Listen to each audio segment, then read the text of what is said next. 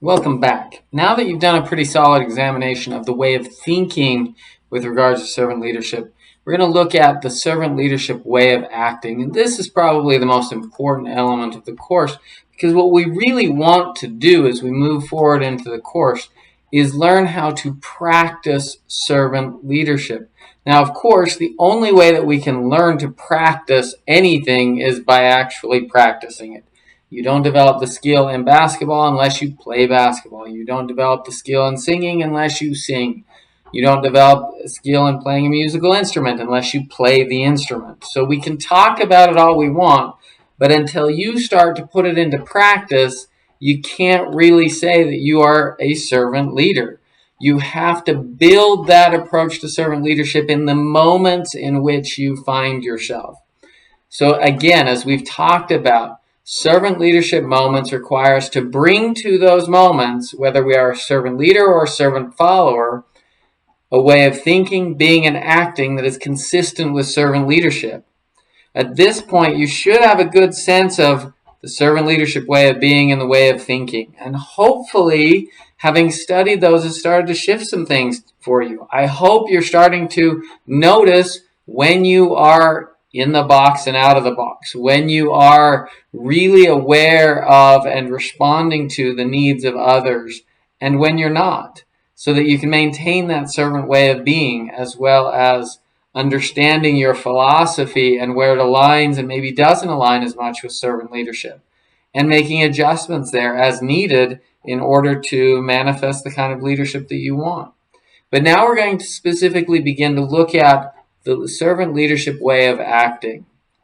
And of course, as I mentioned, that means that we kind of come back to this idea of leadership moments, because every single moment is an opportunity to engage a process of leadership, a practice of leadership that allows us to become the kind of leader that we want to be. And if we want to be servant leaders, we have to make sure that in each and every leadership moment, we are enacting a process of servant leadership based on goals that are consistent with servant leadership and a relationship that is consistent with servant leadership. If you're the follower, you want to make sure that your followership is grounded in the same approach. So that's really what we're looking at. Now, as we talked about before, the way of acting of a leader is manifest in every single moment through the principles of awareness, attention, decision-making, action, and then, of course, communication, relationship. And it's manifest in specific moments.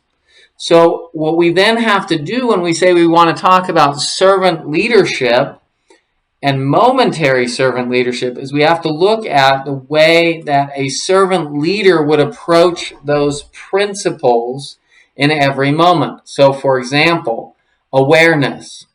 If we look at Greenleaf's work and we ask the question of how does a servant leader engage in awareness, well, servant leaders are constantly striving to increase their perceptual bandwidth, to be more and more aware of what's going on around them. They listen openly and use silence to really increase their awareness, to take in as much information as possible for both their rational and intuitive decision making. They draw on the past and information in the present to really expand their awareness understanding. And as Greenleaf talked about, they're both in the world and writing above it. They know how to move between what Ronnie Heifetz calls the balcony and the dance floor. They can get to that big picture perspective on what's going on and then move into the immediate moment and what's happening in the moment and what they need to do in order to pursue that big picture perspective. But then they can go back to the big picture perspective and say, how did that action impact that perspective? And then they can dive back to the moment. And so servant leadership awareness is based in these core principles.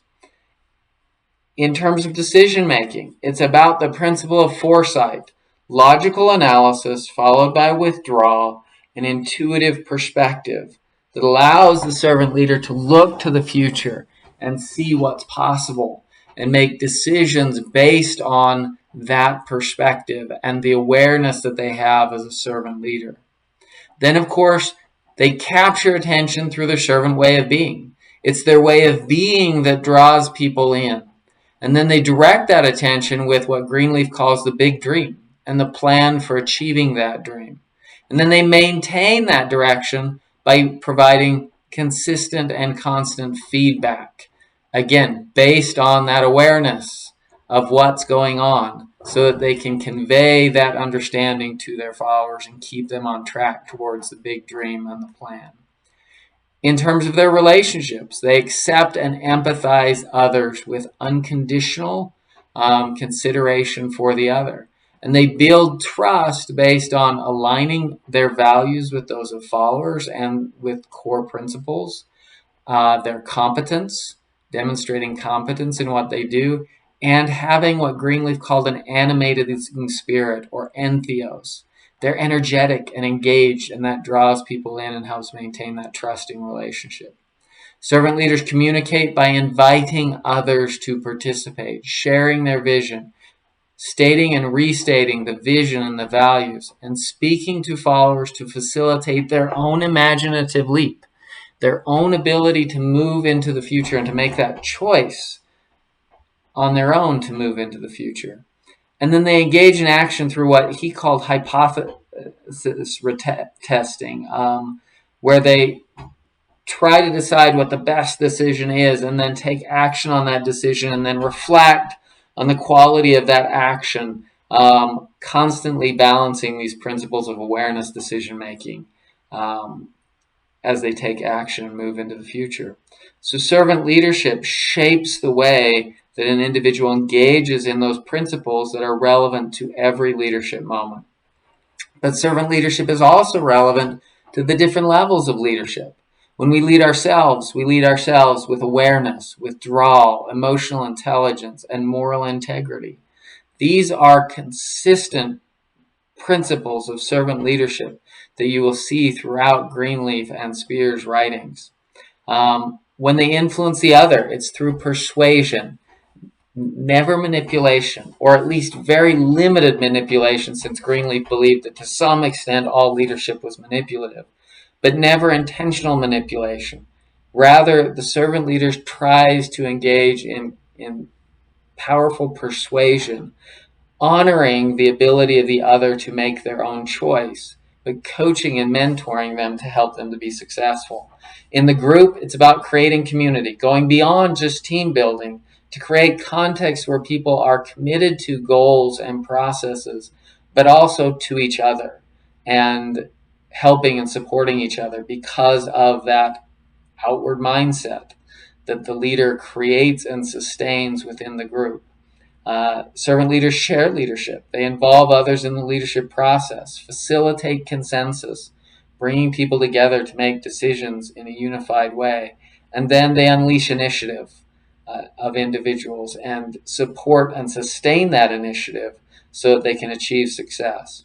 At the organizational level, they practice visionary servant leadership, a people's first values-based culture, and foster servant leadership development so that they create a culture of servant leadership throughout the organization. Now, obviously, we're going to be exploring all of these different ideas more deeply as we proceed through the course, and we're going to do that through the lens of the book you've already begun to read, which is The 7 Pillars of Servant Leadership. This is one of the best texts that I have found on the practice of servant leadership. And I'm challenging you to really think about places and contexts and moments where you can apply this throughout the rest of this course. Hopefully that helps you with kind of an introduction to the way of acting of servant leadership, and I'm looking forward to diving into it deeply with you.